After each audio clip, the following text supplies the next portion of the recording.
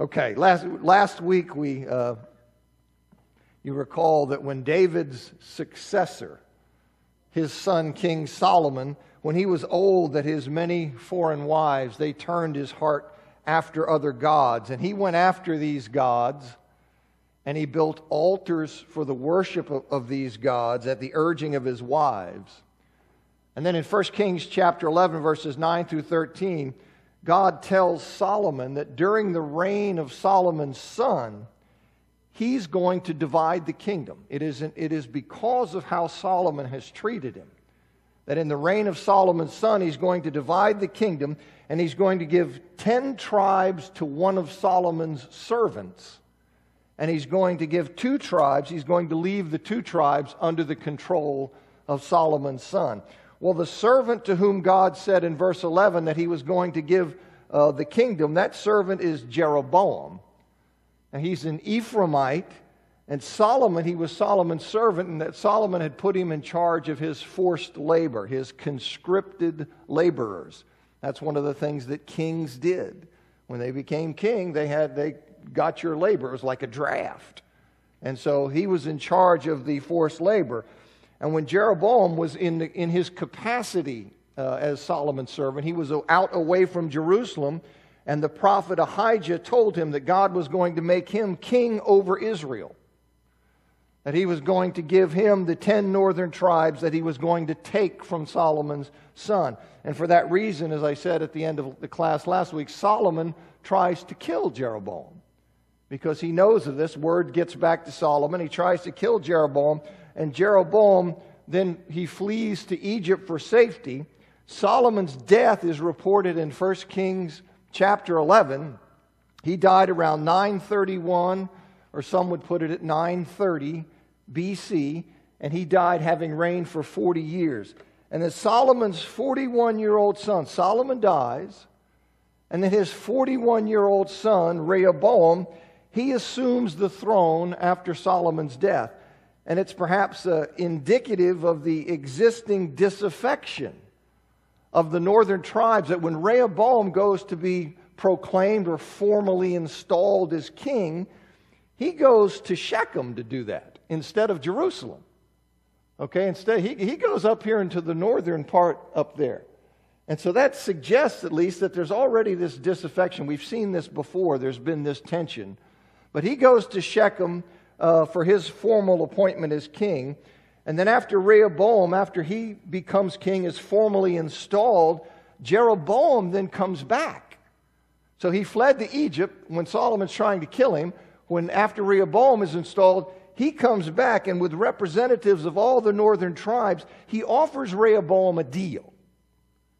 He comes in, he says, listen, with all the representatives, all representing Israel, he comes and he says, listen, if you will ease up on the burdens that your father Solomon had imposed on us in terms of forced labor, then we'll serve you. And that's how we'll do it. If you'll just lighten up on the burden that he had imposed on us. And well, the old men, they advise Rehoboam, that's a good thing. You go ahead and do that, and you show them that, and then they'll serve you faithfully, and that'll be good. But Rehoboam listens to the advice of his young peers, the young bucks. You see, he listens to them, and they basically, they tell him no. Their advice was in essence, listen, you tell Jeroboam to drop dead. That's pretty much what it is. So he told the Israelites, 3 days after they made their offering, he tells them in 12:14, my father made your yoke heavy, but I'll add to your yoke. My father disciplined you with whips, but I'll discipline you with scorpions. So that was the answer. So Jeroboam says, listen, if you lighten up, and he says, lighten up, what are you, crazy? I'm going to make things worse, heavier. I'm bigger, badder, tougher, and I'm going to do that. Well, as we used to say, that went over like a lead balloon. Okay, so the northern tribes, they split from the tribe of Judah, and here we have the northern tribes of Israel, the southern tribe, or the southern nation of Israel, and you have the southern nation of Judah. And you see in 1 Kings 12:15, it says, so the king did not listen to the people, for it was a turn of affairs brought about by the Lord, that he might fulfill his word, which the Lord spoke by Ahijah the Shilonite to Jeroboam son of Nebat. So you remember when he told Jeroboam, the prophet said, you're going to become king, he's going to give you this. All right, well, that's what this is. This is playing out. So we then have this split here.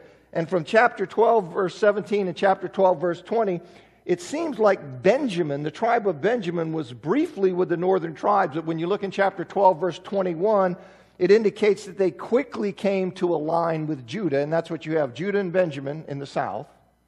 And then you have the 10 tribes in the north. The 10 northern tribes, they were known generally as Israel. But sometimes you got to be careful because that term will be thrown around. They're known generally as Israel, and the 2 southern tribes are known generally as Judah. Now the split of these nations, it's solidified when Rehoboam, he decides he's going to test the seriousness of this split. Is this really something that's going to hold, or can they be persuaded? He decides he's going to test the seriousness of it by sending Adoram, who's a man in charge of his forced labor. He sends him up to Israel. Well, he gets the clue how serious it is when they stone him to death. So he goes up there, they stone him to death, which when the news comes back to Rehoboam, he flees back to Jerusalem from wherever he is because he realizes, okay, this is serious. They're willing to kill my emissary. So he flees back to Jerusalem, and then Jeroboam's officially made king over the northern tribes, over the nation of Israel, as God had told him would happen. Well, Rehoboam, he assembles this huge army to go fight Israel. He's going to go, as you can imagine, he's going to go and attack Israel and do that kind of thing. But God told him through a prophet named Shemaiah. He tells Rehoboam, look, not to do that. He tells him in chapter 12, verse 24, that this division was ordained by him. He says, this is from me. Okay, so you're to call this off, and he does. Now, it's just interesting to me that, obviously there are some events in history that are acts of God in a special way. You see, beyond his general providence and guiding of all things in the world, because he can say, this rebellion is for me. Well, so it's just interesting how God's hand works. And apparently it's not always obvious. It just looked like a regular, ordinary rebellion, but he said, no, this is for me. Okay, for me in a distinctive way. Okay, and that has some implications just in other places, but it's interesting. Okay, so Israel remains now a divided kingdom. You have the 2 kingdoms, Israel to the north, Judah to the south, remains that way for centuries. I only have 2 slides today because I didn't know how to go at kings. To say anything, we've got a lot of kings. So we have 2 weeks on kings, and I can't get through them in 2 weeks.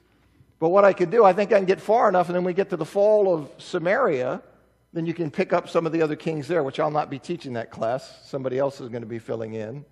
I should know who it was, but I forget. And then when we do the fall of Judah, of Jerusalem, we can pick up some of the other kings. But I'm just going to get as far as I can. But Israel remains divided for centuries, and each kingdom, as you can see, had many kings that ruled one after the other. And all the kings of Judah, with the exception of this usurper, Athaliah, who's a queen, all the kings of Judah, they were all descendants of David, whereas the kings of Israel, they come from a number of different families. So there's one dynasty in Judah, as God had promised. But in Israel, you get different families, different dynasties. So one family will come, you'll have a couple of descendants, another family, another family, another family.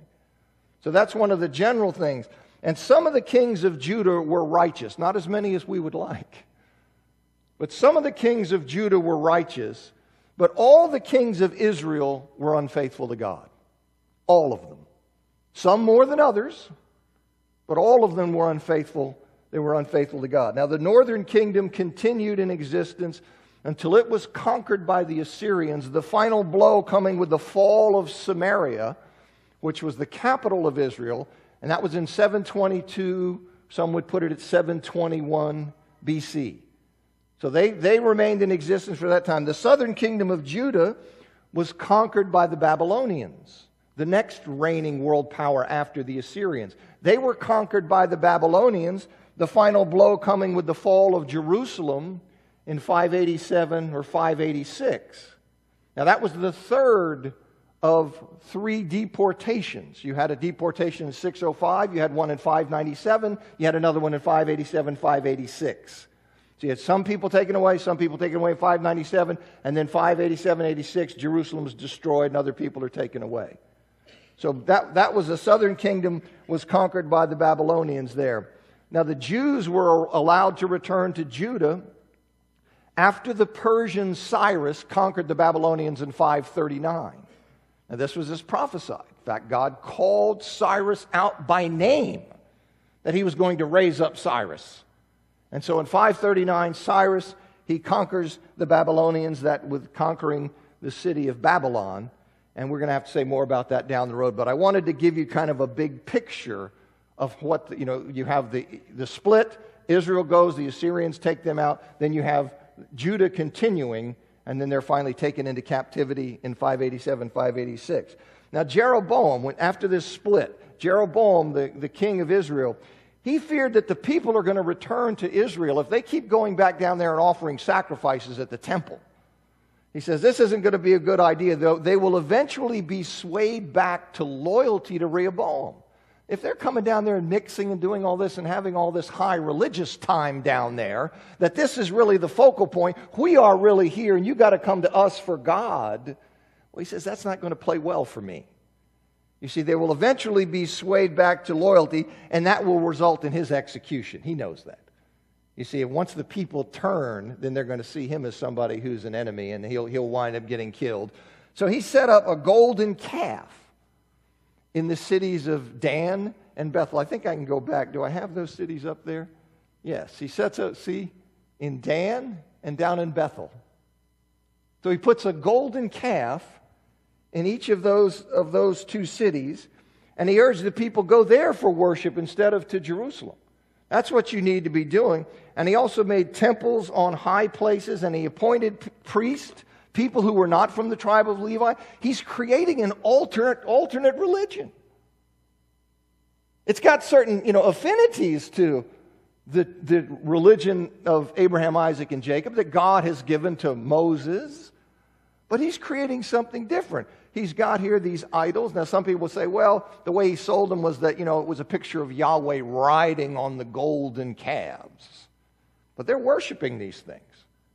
Okay, they're worshiping. But he's trying to keep the people and draw them up there so that they will wind up doing that. He created his own religious feast. He just creates a religious feast. God had prescribed religious feasts. You see? And when God does that, then you go by those. No, he wanted to create one of his own. See, he creates one of his own to compete with one of the religious feasts that God had prescribed that took place in Judah. And he also offered sacrifices to the calves that he'd made.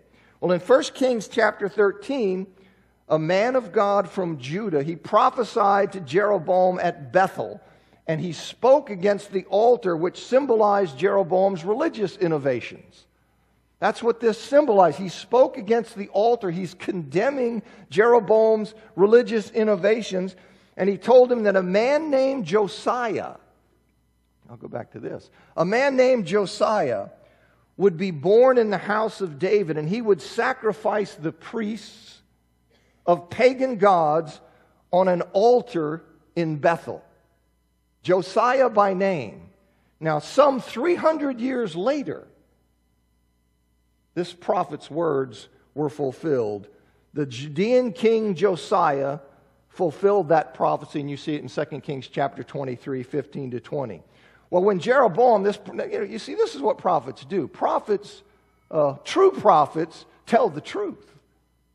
This guy's up here with this king, and he's saying this against the king.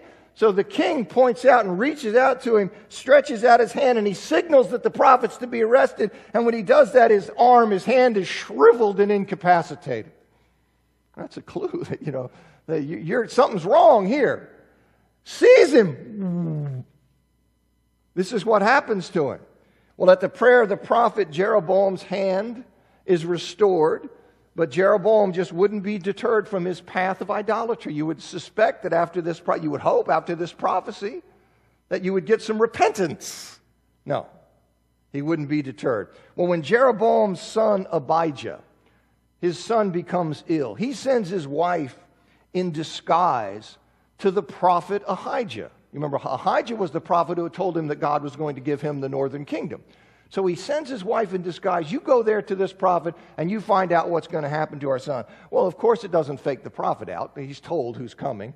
She comes in and she says, hey, why are you disguised? I know who you are. So she goes to see him, and the prophet tells her that the child's going to die as soon as she returns home, which happened. And he said God was going to kill all of Jeroboam's male descendants, going to extinguish Jeroboam's lineage. There will be no more. He's going to extinguish Jeroboam's lineage because of his evil idolatry. And this too would come to pass at the hand of his successor, a man named Baasha.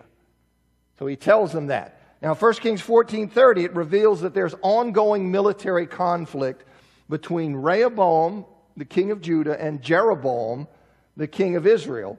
But there's no indication that either of them was really able to gain an upper hand. These may have been border skirmishes, this ongoing military activity. But if it was more serious fighting, if that's what's intended, well, then presumably the Lord allowed that more serious fighting to go forward, unlike his initial intervention. You remember when he stopped Rehoboam, who was going to attack?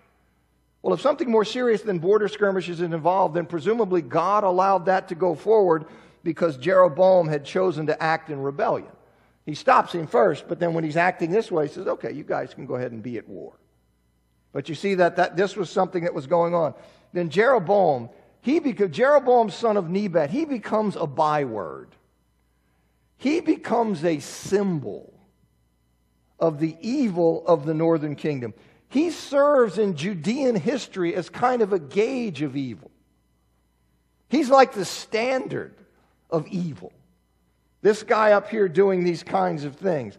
Though God had told him through the prophet Ahijah before he fled to Egypt, God had told him that he would be with him and he would build him a sure house if he would be faithful to him.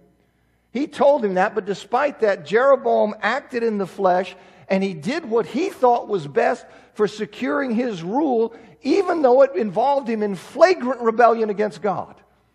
You see, he thought, no, the way to do this, the way to keep my rule, I know how to do it. I have to do these things because if they start going down to the south, they'll eventually be swayed back. No, I got to do this. Instead of just saying, I'm with you, God. You drive things, and I'll be faithful to you, and I'll trust you. No. He had to take things in his own hands, and you see what happened. Well, the moral climate under Rehoboam in the south, the moral climate under Rehoboam in Judah deteriorated beyond the idolatry of Solomon. 2 Chronicles 12:1 says that Rehoboam abandoned the law of the Lord. Solomon had drifted away. Solomon had been pulled into idolatry late in his life. Wasn't good. Now we have Rehoboam abandoning the law of the Lord, and as a result, in 2 Chronicles chapter 12, verse 5, in the 5th year of Rehoboam's reign, God allows Shishak, who was a pharaoh in Egypt, he allows Shishak to come up and to capture fortified cities in Judah. Now this is the same Shishak to whom Jeroboam had fled when he was hiding from Solomon.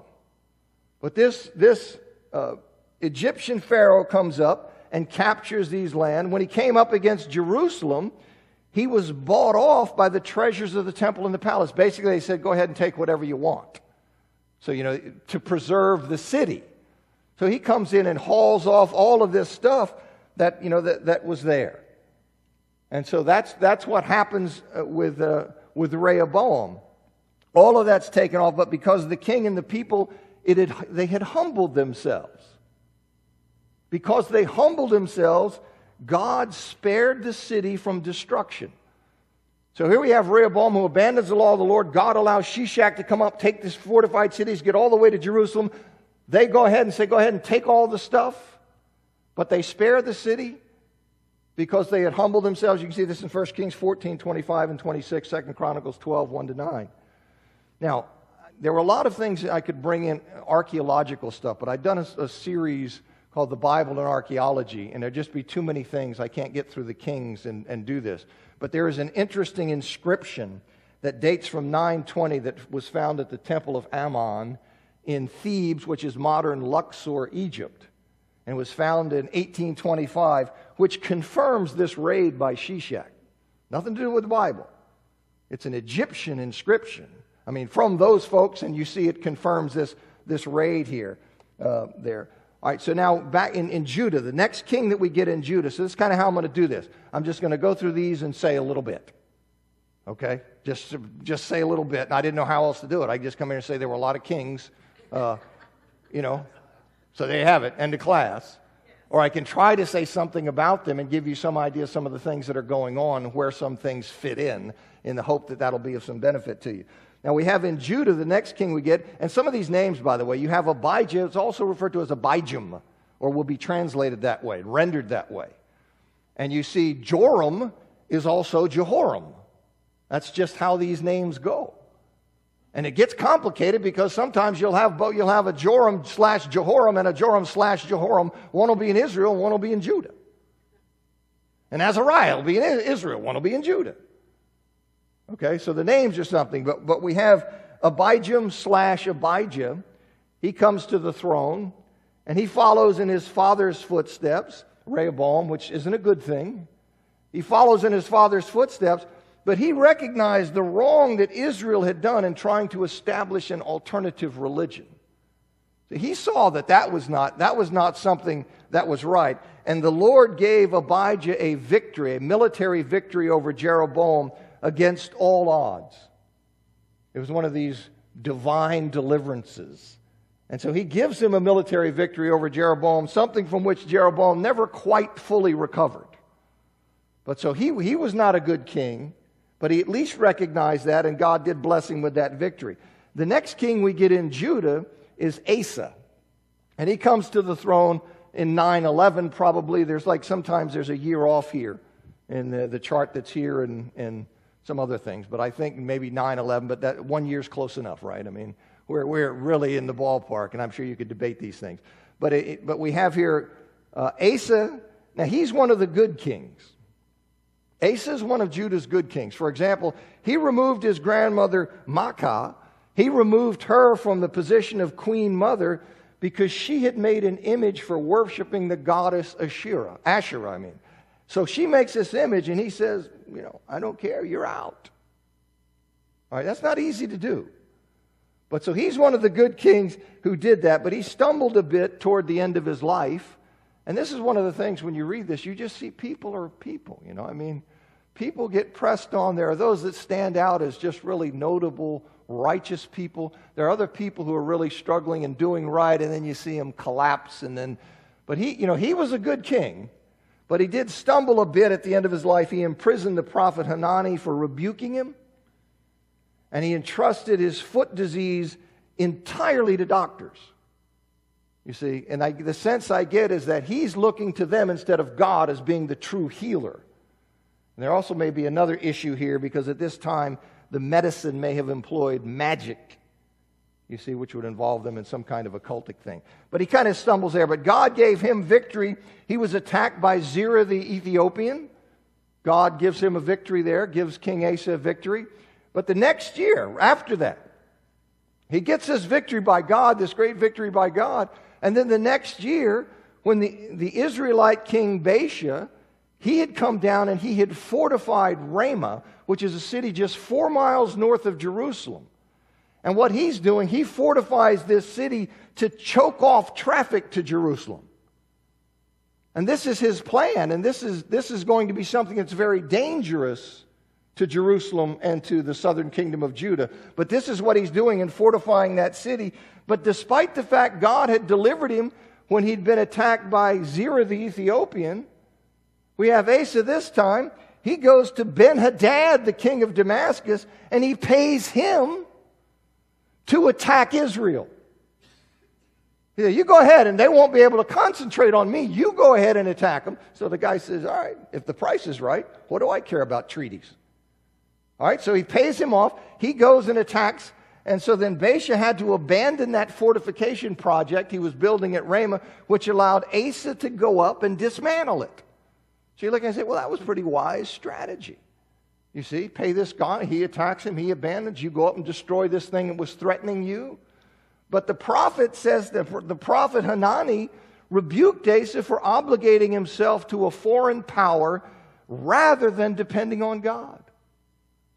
You see, and you see this temptation always, that they wind up saying, listen, I must act and I must do these things and put my confidence in military might and in these strategies rather than trusting in God. I can't trust him to really act. And say, didn't he just act over here? Isn't he the God that brought you out of Egypt?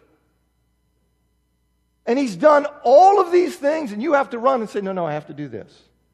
And this is life, you see. This is how life works. I must act this way because I see this and that. Instead of being faithful to God and trusting God, letting the chips fall where they may, leaving it in his hand, I will be faithful to him. I will live in accordance with how he wants me to live and let him control what happens. But I will not take things in my own hand and abandon faithfulness to him because I see it a certain way. That is a constant temptation to mankind that transcends these kings. Okay, but you see this going on here. Now, when we go to Israel, you kind of bounce back and forth. We go over to Israel, you have two kings, Nadab, and then Baasha. Well, Jeroboam dies in the second year of Asa's reign, and he's succeeded by his son Nadab, who reigns only a year before he's killed by Baasha. And as soon as Baasha became king, he killed all of Jeroboam's descendants. Okay, he comes in and he kills all of Jeroboam's descendants as the prophet Ahijah had told Jeroboam's wife. And when he sent there and says, how's my kid going to turn out? And he says, well, your kid's going to die when you go back. And by the way, all of Jeroboam's descendants are going to get killed because of how he's acted, because of what he's done. Now, Baasha quickly fell into the sins of Jeroboam. And somewhere you're thinking, well, here's God he comes to the throne, you think he'd be faithful and throw himself all good. No. That's not how it works. Baasha falls into the sins of Jeroboam, and God, through the prophet Jehu, he pronounced against him the same judgment that he'd pronounced against Jeroboam. See, despite the fact that God had allowed him to come to power, all of his descendants would be killed. His lineage would be extinguished. You see, so this is the thing. What you see happening, is God takes out dynasties in the north. When they rebel against him, he kills them all. You're going to be extinguished. Your line is going to be cut off. There will be no dynasty for you out. But he doesn't do that in the south. And we've got some wicked kings in the south. Now, why doesn't he do it in the south? Because he made a commitment to David. He made a commitment to David. And he says, I won't do that. I will discipline you, and I'll take them into captivity and all that kind of thing, but I will not cut out the dynasty from you as I did with Saul, and as he's doing with these kings in the north. So we have that, and then next in Israel we get Baasha's son, Elah. He reigns a couple of years before he's assassinated by a military man named Zimri. And so you see, this is difficult politics. You see, this is a rough world. But he goes there and he's assassinated by a man named Zimri, a military person. And Zimri then immediately destroyed the house of Baasha as had been prophesied. He comes in and destroys Baasha's house, but he only reigns 7 days before a sizable portion of the population, the people, they made Omri, the commander of the army, they made him king over Israel. So you see these things, not only do you get here, you got to secure this. You got to really establish yourself as king. He comes as king, but the people say, no, we're going to go with Omri. Well, that doesn't turn out good for you. You see, when they say we're going to go with another king. Now, the army promptly attacked Tirzah, the city where Zimri's located, and then Zimri winds up burning the house down around him when the handwriting was on the wall that he was going to be caught and killed. So he just burned down the house around him. This is what happens to him. Now, Omri comes to the throne in the north, Omri comes to the throne in 885, and after Omri's supporters, they still weren't finished. They had to go kill a rival named Tibni, because we had somebody else out here who was threatening that, I got a gathering, I got people. All right, well, not anymore, because we're going to kill you.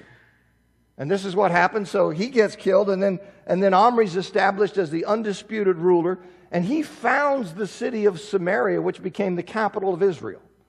He goes and founds that city, becomes the capital of Israel. That's the city that will then ultimately be sacked by the Assyrians in 722, 721. But the next three kings of Israel, Ahab, Ahaziah, and Joram/Jehoram, the next three kings there, they're all descendants of Omri. So Omri's house, his family line, he had a dynasty that went from 885 to 841. And there are Assyrian documents that have been recovered. Assyrian documents from a century after King Omri ruled that still referred to Israel as the house of Omri. That's how the Assyrians referred to Israel. And it's because of this, because of Omri, and then because of his descendants. Omri did evil in the Lord's eyes and walked in the ways of Jeroboam. We go, the next king, Ahab in Israel. Ahab was a wicked king, very wicked, who probably for political reasons, he married Jezebel, who's the daughter of the Philistine Ethbaal. And when you got Baal on the end of your name, that doesn't sound, Ethbaal. Okay? B-A-A-L. When you've got that on the end of your name, it's not good. I guess you could make it good. You could transcend your name. But he marries the daughter of this Philistine, Ethbaal, who's the king of the Sidonians. And Jezebel was bent on substituting Baal for Yahweh within Israel. That seemed to be her career goal. Was I'm going to turn Israel into worshiping Baal instead of worshiping Yahweh, such as their worship of Yahweh was. But she's interested in that. Now, she's the one who had Naboth murdered. Remember? So Ahab wants the vineyard, and Naboth says, oh, I can't sell it, man. It's family stuff. And she said, what are you doing? Just have this chump killed. And she did. And he got the vineyard. But she's the one. So it gives you an idea of the kind of person you're talking about here. Now, it's during Ahab's reign that the famous confrontation on Mount Carmel took place between the prophet Elijah and the prophets of Baal. You see that in 1 Kings 18. 1 Kings 21. Elijah, he prophesied to Ahab that his house would be like the house of Jeroboam and Baasha. Well, that's not good. You see, he says that your house is going to be like that, meaning his descendants would be killed, and he said that dogs would eat Jezebel in Jezreel. Well, when a prophet tells you this is not good. But you see, people, the Word of God doesn't always have the effect, you see, that you would hope. You say to people, you would expect they'd go, ooh, and seek God. Some people just puff up and say, basically, your mama. That's my phrase. But just means I'm going to, forget you. I'm going to do what I want to do. And so you wind up seeing that. Now, Ahab was killed when in an alliance with the Judean king Jehoshaphat. He was trying to take the city of Ramah. He's trying to take the city Ramoth-Gilead. He's trying to take Ramoth-Gilead from the Syrians. And if I can get this thing to go back, if I can turn it around right. And Ramoth-Gilead is going to be right up around in here somewhere. Right up around somewhere. That's going to be close. But he wants to go up there and take that city from the Syrians. So he dies when he's trying to do that, and he's in an alliance with Jehoshaphat. Now, the prophet Micaiah, son of Imlah, had told him that would happen. You may remember the story. See, he told him that was going to happen. The other prophets saying, no, go, you're going to have great success. And Micaiah comes in, it's not going to happen. You're going to be killed. Well, Ahab, of course, threw him in prison.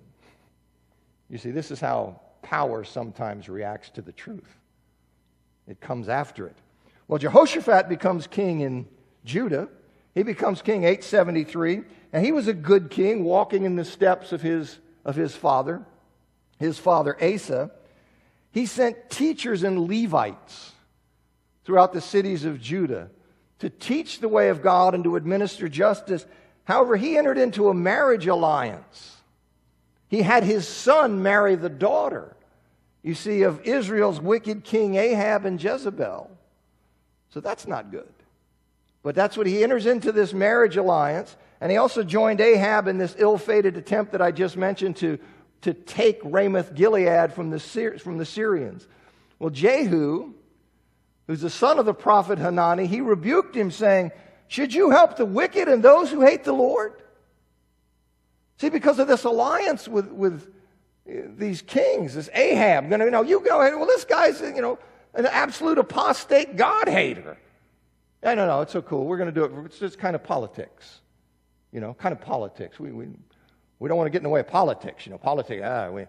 So that's what we're talking here. Well, he's rebuked for that. Says, why would you enter into that? Why would you enter into such an alliance as that? Well, he later joins Ahaziah, the king of Israel, one of Ahab's sons. He later joins him in a shipbuilding project at the Gulf of Aqaba. But the prophet Eliam, he's a good king. But you see these things here. He enters into that alliance. He enters into the marriage alliance. He enters into this attack on Ramoth-Gilead in alliance with Ahab. He enters into a shipbuilding project with Ahab's son Ahaziah. But as the prophet Eliezer had told him, nothing's going to come of this. And as the prophet had told him, the Lord destroyed those ships before the project ever took off. So he's into this. He said, no, just going to become nothing. But it's kind of gentle the way the Lord is dealing with him. He says no. And that winds up getting knocked off the board. He also aligned himself with Joram/Jehoram, king of Israel, Ahab's second son. And he goes with him and the king of Edom when they attack Moab, to bring Moab back into subjection so Moab would again pay tribute to Israel. And they have a fierce battle, and King Mesha of Moab rebounded in time to save Moab from complete destruction. And there is an artifact of this. It's called the Mesha stone, where you get this from the side of the Moabites. And I've looked at that when we did the Bible and archaeology, and somewhere down the road I'm going to do the Bible and archaeology again, just because I'm interested in it. But so I didn't want to take the time to show you that, but that's an interesting artifact there. Well, Jehoshaphat, he's attacked. He's attacked by a coalition of Moabites and Ammonites, and he proclaims a fast. He brings all the people together. He seeks God for victory, for deliverance, and the Lord gave him that victory. So even though he had these alliances that God rebukes him for and these kinds of things, he's a good king. You see, he's basically a good and faithful king. Well, Ahab's sons, he's got two sons. Ahaziah, was that second, Bill? First or second? First, okay, all right. I'll talk like this. All right, he's got two sons, Ahaziah and Joram/Jehoram. Ahaziah, he dies after only a 2-year reign from injuries he received when he fell through the upper lattice in the palace. So he's like walking along and oops. So he goes through something and he sustains injuries. Now we're moving from 1 Kings into 2 Kings, just so you kind of know where we are. Okay, so this is right at the transition of into 2 Kings. So in that time, in his short time as a ruler, that's when he embarked on the ill-fated shipbuilding enterprise with Jehoshaphat. And that's no doubt what brought about Moab's rebellion. Okay, you have the death of his father, Ahab, and then we have, he gets injured, and then you can see a king who's just suffering under paying tribute. He says, okay, the time's good. And so that's what probably brings the revolt that then Joram/Jehoram goes and tries to put down. Jehoram, he comes to the throne after Ahaziah. And this is the king who enlisted Jehoshaphat's aid in trying to go to put down the revolt of Moab. And this is also the king to whom the king of Syria, you remember he sent the commander Naaman to be healed of leprosy? So he says he's the king, and here comes the guy who says, yeah, by the way, here's my commander, he's a good guy, I want you to heal him. And the king of Israel's going, what? Am I God? What's this guy? He's obviously trying to pick a fight with me. So he's really upset about it. But of course, the prophet Elisha, was the one who healed him. Of course, God healed him. But Elisha, he goes, "No, go see the prophet," and he goes and sees the prophet, and you know that story. Well, later, when the king of Syria, he sends a large army to seize Elisha to prevent him from revealing the king's military strategy to the king of Israel. He says, "They know everything I'm doing. How's that?" And they said, "By the way, they got a prophet down there." "How can they know everything I'm doing?" He said, "They got a guy, he's a prophet, and he's telling them." So he says, "All right, well, I'm going to go get this guy." So he sends this army, a large force, down to capture Elisha for that reason. Now, this is when, God in response to Elisha's prayer, what does he do? He blinds the soldiers. So here they are, they got the drop on him, all of these people, just this one guy. Blinds the soldiers. And this, by the way, is when Elisha's servant was allowed to see the Lord's spiritual horses and chariots of fire all around him. That's when this occurred. And he comes out and he's going, "Oh, he's all afraid." And he says, "Show him." You see? This is reality. No. This is real. No. That's reality. So he let him see it. He lifted the veil and let him see. And so that was quite comforting. Well, Elisha leads these blinded soldiers into Samaria, into the capital of Israel. And then the Lord opened their eyes, and Elisha ordered that they be treated well and sent home. So that's pretty, here they come. They're blinded. He says, "Okay, follow me. I'll take you where you need to go." Takes them right into the heart of Samaria. And then restores their sight. And how'd you like to be on that trip? And go, uh-oh. You see? He said, "No, you treat them well. Feed them and send them home." And that's what was done. And still later, though, Ben-Hadad, the king of Syria, he brings an even larger force and he besieges the city of Samaria. And this is when the people are starving. They're starving to death. And this is when you get the thing about, how high food was and all that kind of thing. Well, but as prophesied by Elisha, God brought them sudden relief. He said, "Look, tomorrow prices are going to drop. You're going to have all kinds of stuff." People are going, "That can't happen. Even if God opened the windows of heaven, that's never going to happen." He says, "Au contraire." Okay? So in keeping with what Elijah had prophesied, God brought sudden relief. The Syrian army was made to think that the Hittites and the Egyptians were coming to attack them. Well, how were they made to do that? Well, God made them think it. I mean, he said, "What do we hear? We hear they're coming to attack us. We're trapped. Here we are trying to get them, and here they come. We better get out of here." So they flee. And they just take off, and they leave everything. Well, how are you going to get that much food and supplies and everything so that you can have an effect on the starvation immediately? Well, the people who have it out there are going to leave it for you. And this is what they did.